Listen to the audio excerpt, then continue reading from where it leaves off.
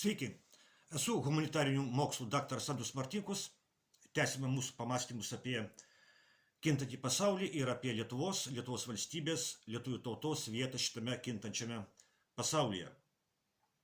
Dėkoju Giedriui, Gintarui ir Raimundui už kanalo parėmimą. Dėkoju už tai, kad žiūrite, už tai, kad prenumeruojate, už tai, kad spaudžiate patiktukus, už tai, kad komentuojate. Prieš kelias dienas Vengrijoje įvyko parlamento rinkimai, svarbus rinkimai. Ministro pirmininko Viktoro Orbano partija, valdžiusi Vengriją pastaruosius net 16 metų, jos pralaimėjo. Ką tai reiškia Lietuvai? Atsakymas į šitą klausimą priklauso nuo to, apie kokią Lietuvą kalbame. Jeigu kalbame apie globalistinį Lietuvos režimą, apie landsberginę Lietuvą, apie tą Lietuvą, kuriai patinka prezidentas Nausėda, bučiuojantis Ukrainos vėliavą, apie Lietuvą, kuriai patinka poligonas Kapčiamiestyje, apie vadinamųjų kabutėse kultūrininkų Lietuvą. Tai šitai Lietuvai Orbano ir jo partijos pralaimėjimas be abejo yra šventė. Bet jeigu kalbame apie Lietuvą, kuriai rūpi, kad Lietuva išliktų daugmaž lietuviška, jeigu kalbame apie Lietuvą, kuriai rūpi, kad Lietuva apskritai išliktų, jeigu kalbame apie Lietuvą, kuriai rūpi Lietuvos gerovė, o ne tai, kaip pakenkti Putinui ir Lukašenkai, tai štai Lietuvai Orbano ir jo partijos pralaimėjimas, aišku, nėra džiugus įvykis. Neabejoju, kad didžioji dauguma šio kanalo klausytojų priklauso būtent šiai Lietuvai. Mums Orbano ir jo partijos pralaimėjimas nėra džiugus įvykis, bet pažiūrėkime, kas iš tikrųjų įvyko. Gal nėra viskas taip jau ir blogai. Orbano šalininkai Europoje ir ne tik skirtingai vertina galimas Orbano pralaimėjimo pasekmes Vengrijai ir Europai. Yra visiškų pesimistų, kurie sako, kad Orbano pralaimėjimas yra tragedija, kad dabar globalistai padarys iš Vengrijos tokią pačią marionetę, kokia yra, pavyzdžiui, Lietuva. Vengrija užplūs gėjų paradai ir migrantai, Vengrija taps Ukrainos rėmėja ir panašiai. Bet yra kita kraštutinė nuomonė. Pasak jos, nieko baisaus neįvyko. Šitos nuomonės šalininkai atkreipė dėmesį į tai, kaip ramiai ir be jokio susijaudinimo Orbanas sutiko savo pralaimėjimą. Jie sako, kad susidaro įspūdis, jog Orbanas tiesiog perduoda valdžią savo antrininkui. Jie sako, kad taip, aišku, bus pokyčių Vengrijos politikoje, bet tie pokyčiai nebus tokie radikalūs, kokių daug kas tikisi. Kitaip tariant, Orbano pralaimėjimas nėra malonus įvykis, bet tie, kurie labai džiaugiasi dėl to, kad Orbanas ir jo partija pralaimėjo, džiaugiasi per anksti. Naujasis Vengrijos režimas tikrai netaps tokio masto globalistų subinlaižių, koks yra, pavyzdžiui, Lietuvos režimas. Aš siūlau pažiūrėti į Vengrijos rinkimus dar ir iš kitos pusės. Viktoras Orbanas ir jo partija buvo valdžioje nuo 2010 metų. Jie valdė Vengriją net 16 metų iš eilės. Jie laimėjo net 4 rinkimus iš eilės. Ir jau vien tai yra tikras politinis stebuklas. Tikras politinis stebuklas yra tai, kad Vengrai net 4 rinkimuose į valdžią rinko partiją, kuri vadovavosi nacionaliniais Vengrijos interesais, o ne aukojo Vengrijos nacionalinius interesus vardan globalistų politikos. Ir šitas politinis stebuklas negalėjo tęstis be galo. Stebuklas, dėl to yra stebuklas, kad tai nėra dažnas dalykas, bet labai retas dalykas. Kodėl sakau, kad Orbano 16 valdymo metų yra politinis stebuklas?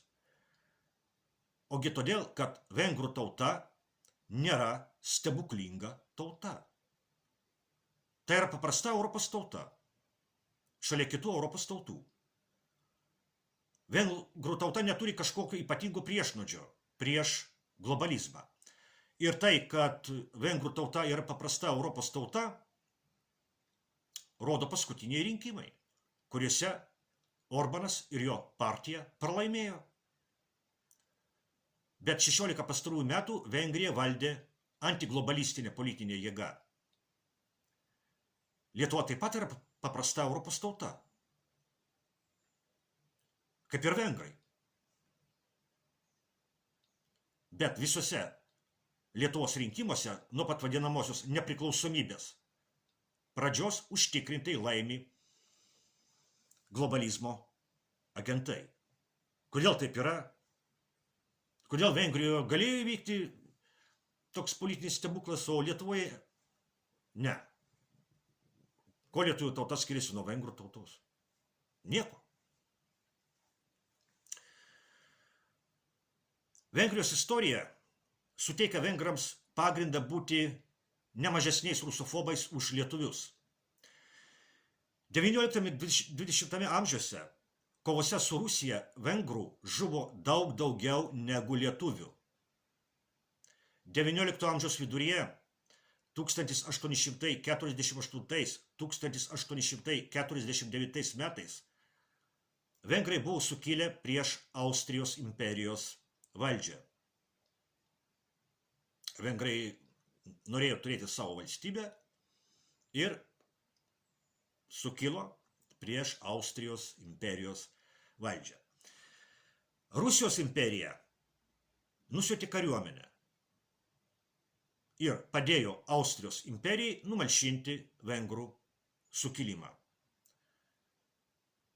Žuvo daug tūkstančių vengrų. Šitas sukilimas yra vienas pagrindinių įvykių vengrų istorinėje atmintyje. Vengrija kariavo su Rusija pirmajame ir antrajame pasauliniuose karuose. Pirmajame pasaulinėme kare Vengrija kariavo kaip Austrijos-Vengrijos imperijos dalis. Antrajame pasaulinėme kare Vengrija kariavo kaip hitlerinės Vokietijos sąjungininkė. Mūšiuose su Tarybų socialistinių respublikų sąjungos kariuomenė žuvo apie 300 tūkstančių Vengrijos karių. 300 tūkstančių. Beveik trečdalis milijono. Vengrijoje buvo dar 1956 metų sukilimas prieš komunistų valdžią. Jis taip pat buvo numalšintas su TSRS kariuomenės pagalba. Tuo metu žuvo apie 3000 vengrų. Taigi Vengrijos istorijoje yra nemažesnis pagrindas rusofobiniai politikai negu Lietuvos istorijoje. Vis dėlto, net 4 rinkimuose iš eilės vengrai valdžią patikėdavo partijai, kuri vadovausi ne globalistams naudinga urvinę rusofobiją, o nacionaliniais Vengrijos interesais. Ir tai siutino Europos Sąjungos globalistus, tai siutino ir globalistinį, rusofobinį Lietuvos režimą ir jo propagandą. Visi žinome, kaip Lietuvos režimas ir jo šlykštus, parsidavėliški propagandistai kalbėjo apie Orbaną. Ir kaip jie tikėsi, kad naujoji Vengrijos valdžia bus panaši į Lietuvos valdžią. Viktoro Orbano partija valdė net 16 metų. Tai ištisa epocha Vengrijos politinėje istorijoje. Tai labai daug demokratinėje santvarkoje. Todėl nieko stebuklingo, kad 5 kartą iš eilės stebuklas neįvyko. Šiuose rinkimuose pirmą kartą balsavo vengrų karta, kuri per savo gyvenimą valdžioje matė tik Orbaną ir jo partiją. Psichologiškai suprantama, kad jaunimas norėjo pokyčių, norėjo naujų veidų politikoje. Be to, nepaisant Orbano antiglobalistinių pastangų, globalizmas ir jo agentai Vengrijoje niekur nedingo. Kaip Lietuvoje, taip ir Vengrijoje globalistai plovi ir plauna smegenis jaunimui universitetuose. Į šios rinkimus Vengrijoje atėjo karta, kuri Lietuvoje balsavo už Laisvės partiją. Šiuose rinkimuose Vengrijoje prieš Orbaną susivienijo publika, kuri Lietuvoje vaikšto į kabutėse kultūrininkų mitingus. Vis dėlto esu tvirtai įsitikinęs, kad Orbano ir jo partijos padarytas darbas nenueis veltui. Antros Lietuvos Vengrijoje tikrai nebus.